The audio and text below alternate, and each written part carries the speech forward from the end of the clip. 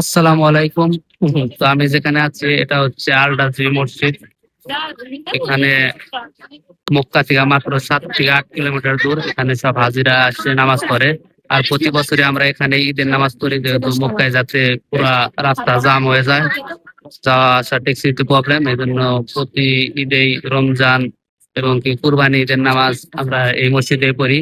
তো অনেকদিন পরে আবার আসলাম।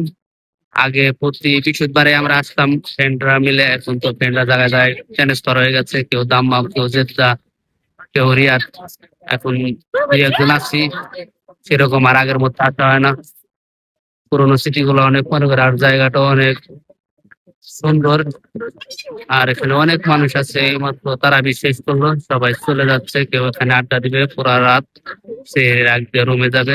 এখানে বেশিরভাগ হাজিরাই, আর আশেপাশে যা হোটেল আছে সব এখানে হাজিরাই আছে।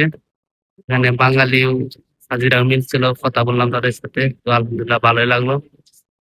তো আসলে এই জায়গাটা অনেক সুন্দর। ভিডিওটা ভালো লাগলে লাইক এন্ড কমেন্ট ফলো করে যাবেন।